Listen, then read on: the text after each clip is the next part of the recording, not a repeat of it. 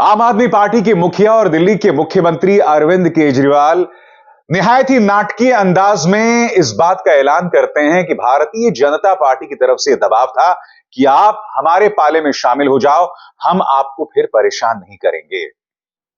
केजरीवाल कहते हैं कि सवाल ही नहीं पैदा होता। बड़ा सवाल यह कि क्या अरविंद केजरीवाल सच बोल रहे हैं? क्या यह नौटंकी तो नहीं? क्या वाकई अरविंद केजरीवाल की इस बात पर विश्वास किया जा सकता है?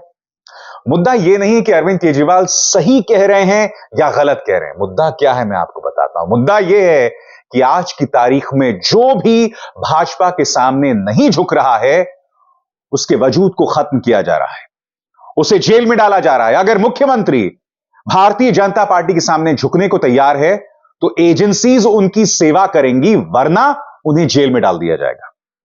आज मैं आपको अरविंद केजरीवाल का बयान भी सुनाऊंगा और साथ ही झारखंड के पूर्व मुख्यमंत्री हेमंत सोरेन जो इस वक्त जेल में हैं, उनके वकील कपिल सिब्बल कुछ अहम मुद्दे उठा रहे हैं, वो भी आपके सामने रखूंगा।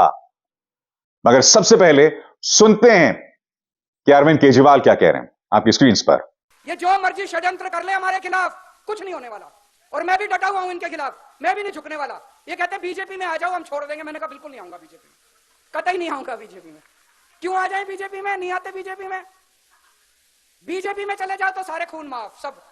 हमने कौन सा गलत काम किया? स्कूल ही तो बनवा रहे हैं, अस्पताल ही तो बनवा रहे हैं, सड़कें ही तो बनवा रहे हैं, पानी का इंतजाम कर रहे हैं, सीवर ही तो ठीक करा रहे हैं। कौन सा गलत काम किया? याद कीजिए दोस्तों, चंडीगढ़ के मेयर चुनावों में धांधली होती है। यह चुनाव जिसमें आम आदमी पार्टी और कांग्रेस एक साथ उतरी थी, कायदे से उन्हें जीत जाना चाहिए था, मगर प्रिजाइडिंग ऑफिसर जो कि भाजपा के सदस्य भी थे, उन्होंने निहायत ही रहस्यमय तरीके से 8 वोट्स को, ऑपोजिशन के 8 वोट्स को रद्द कर दिया, अवैध करार दे दिया। और उसके बाद से आम आदमी पार्टी भाजपा के खिलाफ प्रदर्शन कर रही है। अगले दिन क्या होता है?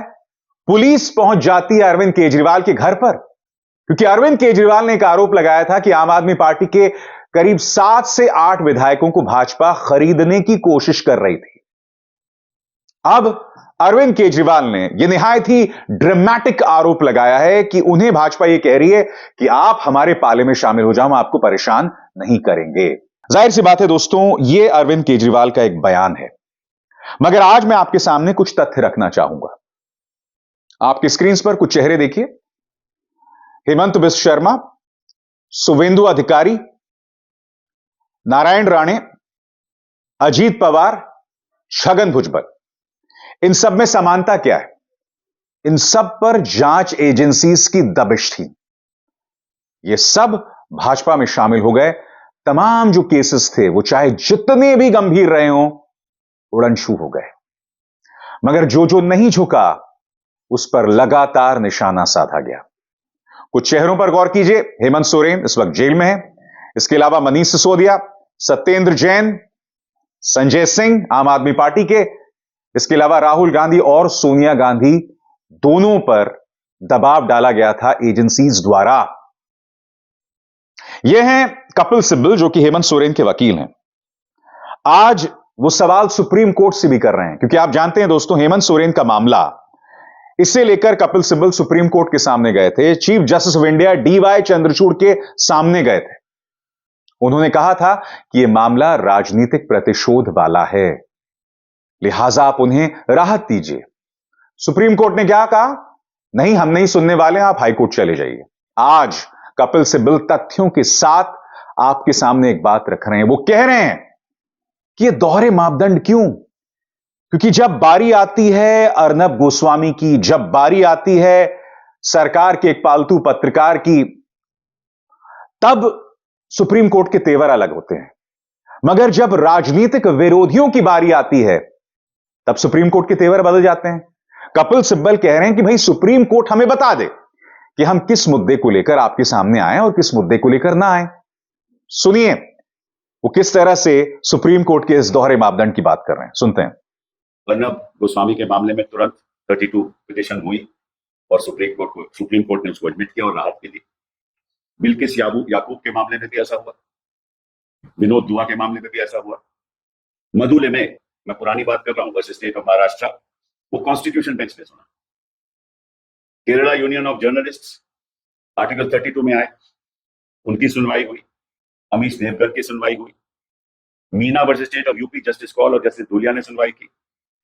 और सबसे ताज्जुब की बात यह है कि इन्फोर्समेंट डायरेक्टरेट आर्टिकल 32 में आए। अब बताइए, इन्फोर्समेंट डायरेक्टर को तो आर्टिकल 32 का राइट है नहीं, वो तो एक मानव अधिकार है जनता को। उन्होंने 32 की पिटीशन फाइल की, वो पेंडिंग है। Enforcement directorate versus state of Kerala एक है और enforcement directorate versus state of Chhattisgarh दूसरी है। कपिल सिब्बल ये भी कह रहे हैं कि अब अगली बारी अरविंद केजरीवाल की है, उनका जेल जाना तय है, क्योंकि भाजपा के तेवर साफ हैं। हर जगह डबल इंजन की सरकार चले, जहां पर विपक्ष की सरकार हो उसे नेस्तनाबूद कर दिया जाए।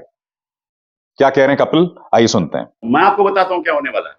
इसको कोई ताज्जुब की बात नहीं, हमें तो पहले ही मालूम था कि ये देखिए, ये सरकार चाहती है कि कोई भी विपक्ष का मुख्यमंत्री अपने पद पे नहीं बैठे। अब ये अरविंद केजरीवाल के खिलाफ भी करेंगे। मुझे मालूम है इनका मकसद ये है कि डबल इंजन सरकार होनी चाहिए, कोई विपक्ष की सरकार होनी ही नहीं चाहिए। डबल इंजन सरकार का तो मतलब यही है ना कि हमारी सरकार दिल्ली में भी और भाजपा की सरकार वहां भी। ये इनका मकसद है। अब होगा क्या, जब हेमंत जी वहां गिरफ्तारी में होंगे तो 10 केस और इन पे ऊपर ठोक दिए जाएंगे, और सब बनावटी केस हैं, ये भी बनावटी केस है। कपिल सिब्बल कह रहे हैं कि भाई सुप्रीम कोर्ट हमें बताए ना कि हम किन मुद्दों को लेकर आपके सामने आए। वो कह रहे हैं कि 8.5 एकड़ की जमीन के मामले में, जो कि हेमंत सोरेन की है भी नहीं, उस मुद्दे पर उन्हें जेल में भेज दिया गया है।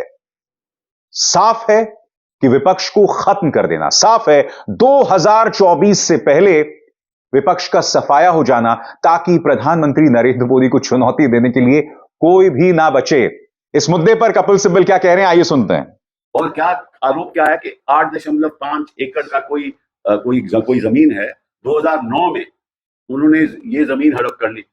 उस जमीन में इनका नामो निशान नहीं है, रेवेन्यू रिकॉर्ड में इनका नामो निशान नहीं है, वो किसी और के कब्जे में है। और बुनियादी जमीन है, वो ट्राइबल लैंड है, जो किसी को ट्रांसफर हो ही नहीं सकता। और जो ओरिजिनल ओनर है उनको वापस आज के दिन उनके पास लैंड है।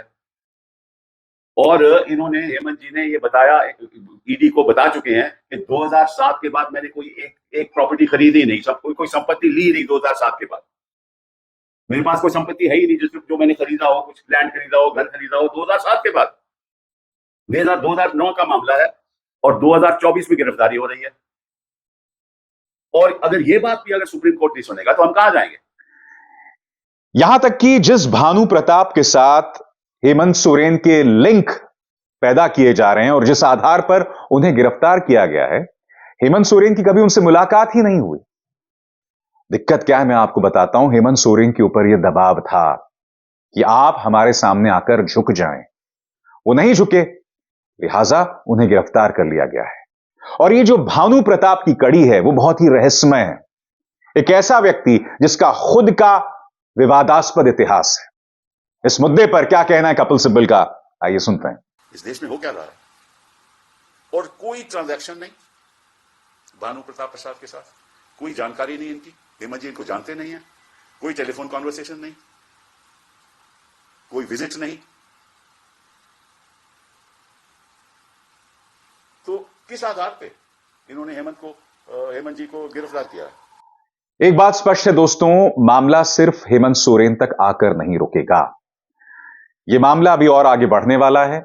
मुझे लगता है कि कुछ नेताओं पर इस वक्त दबिश जारी है, जिसमें तेजस्वी यादव हैं, लालू प्रसाद यादव हैं, अरविंद केजरीवाल हैं, राहुल गांधी हैं, और अलग अलग तरीकों से उन्हें घेरने की कोशिश की जा रही है। कहीं मानहानि, कहीं भ्रष्टाचार का केस, इस तरह से उन्हें घेरा जा रहा है। मैं बार बार आपसे कहता रहा हूं, अगर किसी का गुनाह साबित होता है तो स्वाभाविक सी बात है उसे जेल में वक्त बिताना पड़ेगा। मगर आपको जेल में इसलिए नहीं डाला जाना चाहिए क्योंकि आप भाजपा के सामने को झुकने को तैयार नहीं है। और जो भाजपा के सामने झुकने को तैयार है, उसके तमाम मामलों को रफा दफा कर दिया जाता है। मुझे बताइए ना, अजीत पवार, ये वो चेहरा है जो आज की तारीख में महाराष्ट्र के डेप्यूटी चीफ मिनिस्टर हैं। इनके बारे में देवेंद्र फडणवीस ने शोले का वो मशहूर डायलॉग लगाया था कि अगर हम सत्ता में आ जाएं तो देवेंद्र फडणवीस जो है वो सबको होश ठिकाने लगा देगा, और अजीत दादा चक्की पीसेंग एंड पीसेंग एंड पीसेंग।